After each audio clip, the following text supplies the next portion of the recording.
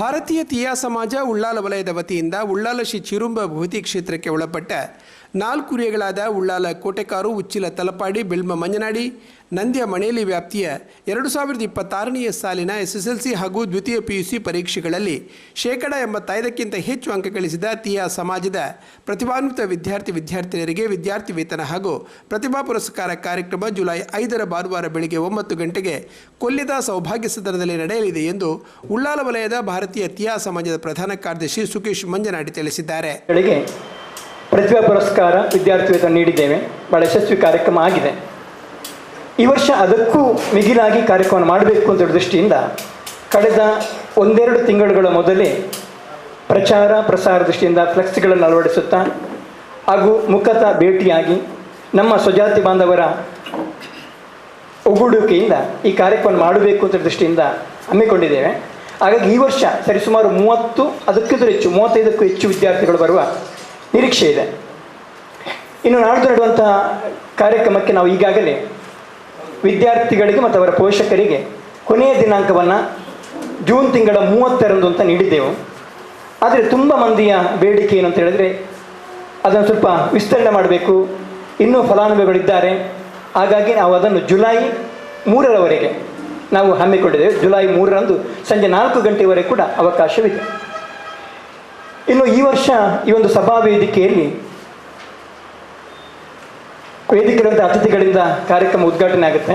ಅದಕ್ಕೂ ಮೊದಲು 9 ಗಂಟೆಗೆ ನಮ್ಮ ಸ್ವಜಾತಿ ಬಾಂಧವರ ಪ್ರತಿಭೆಗಳಿಂದ ಭರತನಾಟ್ಯ ವೈವಿಧ್ಯ ಕಾರ್ಯಕ್ರಮ ಇಟ್ಟುಕೊಂಡಿದ್ದೇವೆ. ಕೇವಲ 20 ನಿಮಿಷದ ಕಾರ್ಯಕ್ರಮ.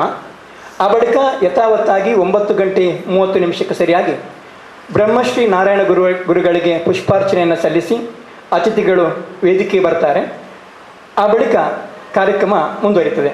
ಅತಿಥಿಗಳಿಂದ ಉದ್ಘಾಟನೆಗೊಂಡ ಕಾರ್ಯಕ್ರಮದಲ್ಲಿ ನಮ್ಮ ಭಾರತೀಯ ತೀಯಾ ಸಮಾಜ ರಿಜಿಸ್ಟರ್ಡ್ ಕೇಂದ್ರ ಸಮಿತಿ ಇದರ ಅಧ್ಯಕ್ಷರಾಗಿರುವ ಶ್ರೀ ಸದಾಶಿವ ಉಳ್ಳಾಲ್ ಅವರು ಉದ್ಘಾಟನಾ ಭಾಷಣವನ್ನು ಮಾಡಲಿಕ್ಕಿದ್ದಾರೆ. ಇನ್ನು ಮಕ್ಕಳ ಕಾರ್ಯಕ್ರಮವಾದ ಕಾರಣ ಮಕ್ಕಳಿಗೆ ಉಪನ್ಯಾಸವನ್ನು ಕೊಡಬೇಕು, ಶಿಕ್ಷಣ, ವಿದ್ಯಾರ್ಥಿ ವೇತನ ಮತ್ತು ವಿದ್ಯಾರ್ಥಿಗಳ ಉಜ್ವಲ ಭವಿಷ್ಯ ಎಂಬ ವಿಷಯವನ್ನಿಟ್ಟುಕೊಂಡು ಕನ್ನಡ ಉಪನ್ಯಾಸಕರು ಭಾರತ್ ಪದವಿ ಪೂರ್ವ ಕಾಲೇಜು ಉಳ್ಳಾಲ ಇದರ ಶ್ರೀಮತಿ ಕಸ್ತೂರಿ ಸುವರ್ಣ ಅವರು ಉಪನ್ಯಾಸ ನೀಡಲಿಕ್ಕಿದ್ದಾರೆ. ಅದೊಂದು 20-25 ನಿಮಿಷದ ಉಪನ್ಯಾಸ.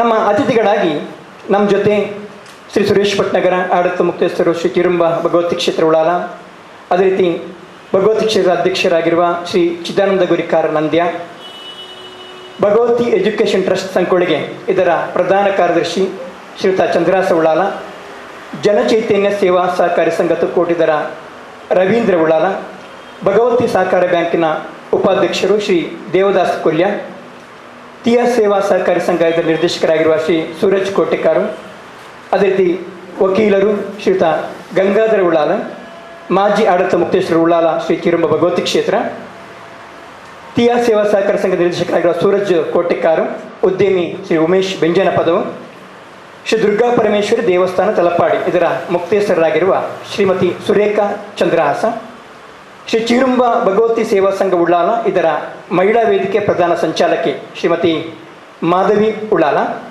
ದಕ್ಷಿಣ ಕನ್ನಡ ಜಿಲ್ಲಾ ನೌಕರರ ಸಹಕಾರ ಸಂಘದ ಉಪಾಧ್ಯಕ್ಷರಾಗಿರುವ ಶ್ರೀ ರಾಘವ ಆರ್ ಉಚ್ಚಿಲ್, ಭಗವತಿ ತೀಯಾ ಕಂಕಣ ಭಾಗ್ಯ ಇದರ ಮಾರ್ಗದರ್ಶಕರಾಗಿರುವ ಶ್ರೀ ಮೋಹನ್ ಬಿ ತುಂಬೆ, ಶ್ರೀ ಕಿರಣ್ ಕುಮಾರ್ ತಲಪಾಡಿ ಹಾಗೂ assistant superintendent government ITI men Kadri hill Mangaluru ಇದರ ಶ್ರೀಮತಿ ಕೃಪಾಲಿನಿ ಸುರೇಶ್, ಮಹಿಳಾ ಸಮಿತಿ ಭಾರತೀಯ ತೀಯಾ ಸಮಾಜ ರಿಜಿಸ್ಟರ್ಡ್ ಉಳ್ಳಾಲ ವಲಯ ಇದರ ಅಧ್ಯಕ್ಷರಾಗಿರುವ ಶ್ರೀಮತಿ ಸುದರ್ಶನ್ ರಮೇಶ್ ಇವರೆಲ್ಲರೂ ಕೂಡ ವೇದಿಕೆಯಲ್ಲಿ ಉಪಸ್ಥಿತರಿರಲಿಕ್ಕಿದ್ದಾರೆ.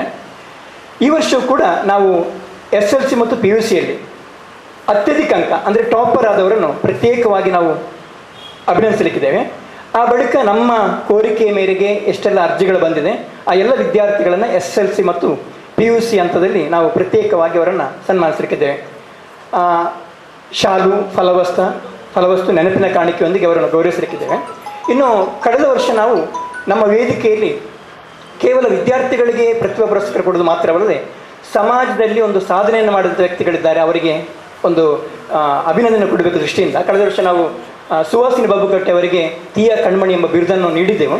ಈ ವರ್ಷ ಕೂಡ ನಾವು ಕಳೆದ 1 ತಿಂಗಳ ಸಂಚಾರ ಮಾಡಿದಾಗ ನಮ್ಮ ಕಣ್ಣಿಗೆ ಬಿದ್ದದ್ದು ನಿವೃತ್ತ ಯೋಧ ಅವರು ಕೃಷ್ಣ BM ಉಚ್ಚಿಲದಲ್ಲಿರುವವರು.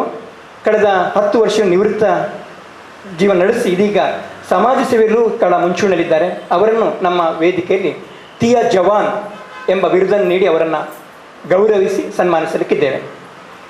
ಹಾಗಾಗಿ ನಮ್ಮ ಕಾರ್ಯಕ್ರಮ ಜುಲೈ 5ರಂದು 9:09ವರೆಗೆ ಆರಂಭವಾದರೂ ಕೂಡ ಮಕ್ಕಳಿಗೆ ಮತ್ತು ಪೋಷಕರಿಗೆ ಈ ಮೊದಲೇ ನಾವು ಕರೆಯೋಲನ್ನು ಕಳಿಸಿದ್ದೇವೆ. ಕಡ್ಡಾಯವಾಗಿ ಮಕ್ಕಳು 8:30ಕ್ಕೆ ಪೋಷಕರ ಜೊತೆ ಬಂದು ಅಲ್ಲಿ ನೋಂದಾವಣಿಯನ್ನು ಮಾಡಬೇಕು ಅಂತ ಹೇಳಿಕೊಂಡು, ಹಾಗಾಗಿ ಈ ಪ್ರೆಸ್ ಮುಖಾಂತರ ನಾವು ಎಲ್ಲ ಮಾಧ್ಯಮ ಮುಕ್ತರಲ್ಲಿ ಕೂಡ ವಿನಂತಿ ಮಾಡಿಕೊಡ್ತಾ ಇದ್ದೇವೆ. ನಮ್ಮ ಕಾರ್ಯಕ್ರಮ ಜುಲೈ 5ಕ್ಕೆ ಇದ್ದರೂ ಕೂಡ ಇದರ ಪೂರ್ವಭಾವಿ ತಯಾರಿ ಈಗಾಗಲೇ ಆಗ್ತಾ ಇದೆ. ಅದು ಪ್ರಚಾರ ಪ್ರಸಾರ ದೃಷ್ಟಿಯಿಂದ ಫ್ಲೆಕ್ಸ್ ಅಳವಡಿಕೆ ಇರಬಹುದು ಅಥವಾ ಮಾಧ್ಯಮದಲ್ಲಿ ಆಗಿರ್ಬೋದು. ಹೀಗಾಗಿ ಇನ್ನು ಮುಂದಿನ ದಿನಗಳಲ್ಲಿ ಕೇವಲ 4-5 ದಿನಗಳು ಮಾತ್ರ ಬಾಕಿ ಇರುವಂಥದ್ದು. ಯಾಕಂತ ಹೇಳಿದ್ರೆ ನಮ್ಮದು 3 ತಾರೀಕಿಗೆ ಕೊನೆಯ ದಿನಾಂಕವನ್ನು ಕೊಟ್ಟಿದ್ದೇವೆ. ಹಾಗಾಗಿ ಎಲ್ಲ 4 ಊರಿಗಳಾಗಿರುವಂತಹ ತಲಪಾಡಿ ಉಚ್ಚಿಲ, ಉಳ್ಳಾಲ, ಮಂಜನಾಡಿ ಊರಿಯ ಹಾಗೂ ನಂದ್ಯಮಣೇರಿ ಇದು ಭಗವತಿ ಕ್ಷೇತ್ರಕ್ಕೆ ಸಂಬಂಧಪಟ್ಟದ್ದು. ಬಹಳಷ್ಟು ಕರೆಗಳು ಬಂದಿದೆ, ನಮ್ಮದು ಕೂಡ ಅರ್ಜಿಗಳಿದೆ ಅಂತ. ಹಾಗಾಗಿ ನಮ್ಮ ಸೀಮಿತ ವಲಯ ಆದ ಕಾರಣ ಉಳ್ಳಾಲ ವಲಯಕ್ಕೆ ಸಂಬಂಧಪಟ್ಟವರಿಗೆ ಕೊಡಬೇಕು ಅಂತ ದೃಷ್ಟಿಯಿಂದ ಮಾತ್ರ ಅದು ಕೂಡ ಭಗವತಿ ಕ್ಷೇತ್ರಕ್ಕೆ ಸಂಬಂಧಪಟ್ಟ 4 ಊರಿಗಳು ಈಗಾಗಲೇ ನಾನು ಪ್ರಸ್ತಾರ ಮಾಡಿದ ಹಾಗೆ ಈ 4 ಊರಿಗಳ ಪ್ರತಿಭಾನ್ವಿತ ವಿದ್ಯಾರ್ಥಿಗಳಿಗೆ ಇದೊಂದು ಪ್ರತಿಭಾ ಪುರಸ್ಕಾರವನ್ನು ಕೊಡಬೇಕು ಅಂತ ಒಂದು ಆಯ್ಕೆಯನ್ನು ಮಾಡಿದ್ದೇವೆ. ಈಗಾಗಲೇ 20ಕ್ಕೂ ಹೆಚ್ಚು ಅರ್ಜಿಗಳು ಬಂದಿದೆ. ಇನ್ನೂ ಕೂಡ ಅರ್ಜಿಗಳು ಬರುವ ನಿರೀಕ್ಷೆ ಇದೆ.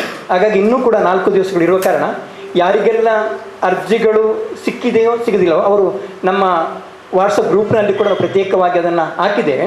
ಅದರಿಂದ ಪ್ರಿಂಟೌಟ್ ತೆಗೆದು ಅದರಲ್ಲಿ ಕೇಳಿರುವಂಥ ಎಲ್ಲ ಮಾಹಿತಿಗಳನ್ನು ತುಂಬಿಸಿಕೊಂಡು ಶಾಲೆಯ ಮುಖ್ಯೋಪಾಧ್ಯಾಯರ ಸಹಿಯನ್ನು ಲಗತ್ತಿಸಿಕೊಂಡು ಈ ವೇದಿಕೆಯಲ್ಲಿರುವಂಥ ಯಾರೆಲ್ಲ ಕೊಟ್ಟರು ಕೂಡ ಆಗ್ಬೋದು ಆ ಒಂದು ಅರ್ಜಿಯನ್ನು, ಅಥವಾ ಅಲ್ಲಿ ನಮೂದಿಸುವಂತಹ ವಿಳಾಸ ಇದೆ ಆ ವಿಳಾಸಕ್ಕೆ ತಲುಪಿಸಬೇಕು ಅಂತೇಳಿ ಈ ಒಂದು ಪ್ರೆಸ್ ಮೀಟಿಂಗ್ ಪರವಾಗಿ ವಿನಂತಿ ಮಾಡಿಕೊಳ್ತಾ ಇದ್ದೇನೆ. ಮೊದಲು ಇದೇ ತಿಂಗಳ 30ರ ಒಳಗೆ ಜೈ ಭಾರತ್ ಸೌಹಾರ್ದ ಕ್ರೆಡಿಟ್ ಕೋಆಪರೇಟಿವ್ ಲಿಮಿಟೆಡ್ G14 ಸನ್ ಸಿಟಿ ಬಿಲ್ಡಿಂಗ್ ಅಮೃತ ಔಷಧಾಲಯ ಎದುರುಗಡೆ ತೊಕ್ಕೋಟು ಇಲ್ಲಿ ಅಂತೇಳಿ ನಮೂದಿಸಿದ್ದೆವು. ಭಾಳಷ್ಟು ಅರ್ಜಿಗಳು ಕೂಡ ಬಂದಿದೆ. ಹಾಗಾಗಿ ಇನ್ನೂ ಬರುವವರಿಗೆ ಕೂಡ ಒಂದು ಅವಕಾಶವನ್ನು ಕೊಡಬೇಕು ದೃಷ್ಟಿಯಿಂದ ನಾವು ಅದನ್ನು ವಿಸ್ತರಿಸಿ ಜುಲೈ 2 ಅಥವಾ 3ರ ಮಧ್ಯಾಹ್ನದ ಒಳಗೆ ನಮಗೆ ತಲುಪಿಸಬೇಕು ಅಂತೇಳಿ ಮತ್ತೊಮ್ಮೆ ವಿನಂತಿ ಮಾಡಿಕೊಡ್ತಾ ಇದ್ದೇವೆ. ಭಾರತೀಯ ತೀಯಾ ಸಮಾಜ ಉಳ್ಳಾಲ ವಲಯದ ಅಧ್ಯಕ್ಷರಾದ ಜಯಂತ್ ಕೊಂಡಾಣ, ಮಹಿಳಾ ಸಮಿತಿ ಅಧ್ಯಕ್ಷೆ ಸುಧಾಶ್ರೀ ರಮೇಶ್, ಪ್ರಮುಖರಾದ ಗಣೇಶ್ ಕುಲ್ಯ, ಪವನ್ ರಾಜ್, ಜಯಂತ್ ಕುಲ್ಯ, ನಿಶಾ ಸುನಿಲ್ ತೊಕ್ಕೋಟು, ತನುಜ ತಲಪಾಡಿ ಪತ್ರಿಕಾಗೋಷ್ಠಿಯಲ್ಲಿ ಉಪಸ್ಥಿತರಿದ್ದರು. ನಮ್ಮ ಪ್ರತಿ ಮೀಟಿಂಗ್ಗಳನ್ನು ಕೂಡ ಕಳೆದ 2-3 ತಿಂಗಳುಗಳಿಂದ ಸರಿಸುಮಾರು 7 ಮೀಟಿಂಗ್ಗಳನ್ನು ಸೌಹಾರ್ದ ಸಭಾಭವನ ಕೊಲ್ಯದಲ್ಲಿ ಉಚಿತವಾಗಿ ನೀಡಿದ್ದಾರೆ.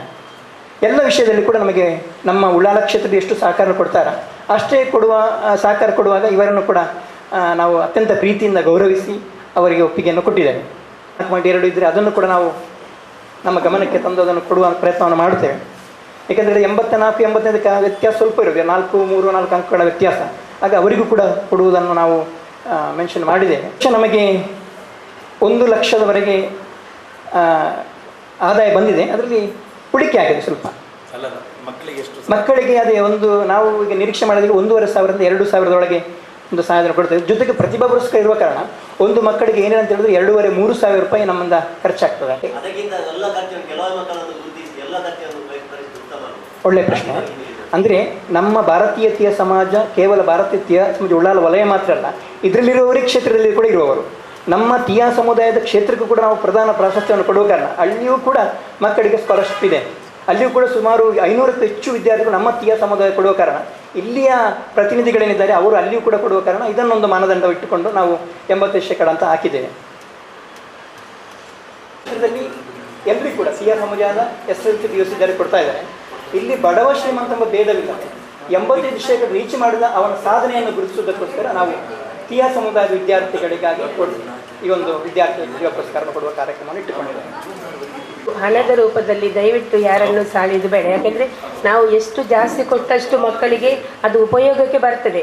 ಇಲ್ಲಿ ನಾವು ಅವರದೊಂದು ಗುರುತಿಸಿ 85% ಜಾಸ್ತಿ ತೆಗೆದರೂ ಅವರಿಗೊಂದು ಅವರನ್ನು ಗುರುತಿಸಿ ನಾವು ಅವರಿಗೊಂದು ಅಭಿನಂದನೆ ಕೊಡೋದು. ಇನ್ನು ಮುಂದಕ್ಕೆ ಇನ್ನೂ ಜಾಸ್ತಿ ಅವರು ಮಾರ್ಕ್ಸ್ ತೆಗೊಳ್ಳಿ ಅಥವಾ ಅವರಿಗೊಂದು ನಮ್ಮದೊಂದು ಅದರಲ್ಲಿ ತುಂಬ ಪ್ರೀತಿ ವಿಶ್ವಾಸ ಇಟ್ಟು ನಾವು ಅವರನ್ನು ಇಲ್ಲಿ ತಂದು ಅವರಿಗೊಂದು ಅಭಿನಂದನೆ ಕೊಡೋದು. ಹೆಚ್ಚಾಗಿ ಅದೇ ಇದರಲ್ಲಿ ಹಣ ಚಿಕ್ಕದಿರ್ಬೋದು, ಮೊತ್ತ ಚಿಕ್ಕದಿರ್ಬೋದು, ಆದರೆ ನಾವು ಅಲ್ಲಿ ಮಾಡುವ ಪುರಸ್ಕಾರ ಬಹಳ ದೊಡ್ಡದು. ಅದರಲ್ಲಿ ಎಷ್ಟೋ ಬಡ ಕುಟುಂಬದವರು ಇರ್ಬೋದು, ಏನೂ ಅವರಿಗೆ ಕಲೀಲಿಕ್ಕೆ ಯಾವುದೇ ವ್ಯವಸ್ಥೆ ಇಲ್ಲದಿರ್ಬೋದು. ಈಗ ಟ್ಯೂಷನ್ ಕ್ಲಾಸಿಗೆ ಹೋಗುವಷ್ಟು ಸಹ ಅವರಲ್ಲಿ ಒಂದು ಮೌಲ್ಯ ಇಲ್ಲದಿರಬಹುದು. ಆದರೆ ಇದನ್ನು ನಾವು ಇಲ್ಲಿ ಮಾಡೋದು ಸಮಾನವಾಗಿ ನೋಡಿ, ಎಲ್ಲ ವಿದ್ಯಾರ್ಥಿಯನ್ನು ಸಮಾನವಾಗಿ ನೋಡಿ ಅವರಿಗೊಂದು ಅಭಿನಂದನೆಯನ್ನು ಕೊಡೋದು, ಅವರ ಹೆತ್ತವರಿಗೊಂದು ಸಂತೋಷ ಆಗಲಿ, ಅವರ ಊರಿನವರಿಗೊಂದು ಸಂತೋಷ ಆಗಲಿ, ಅದು ನಮ್ಮ ಒಂದು ಈ ಭಾರತೀಯ ಸಮಾಜದವರಿಗೊಂದು ಖುಷಿಯಾಗಲಿ ಅಂತ ಮಾಡುವ ಒಂದು ಇದು ಪುರಸ್ಕಾರ.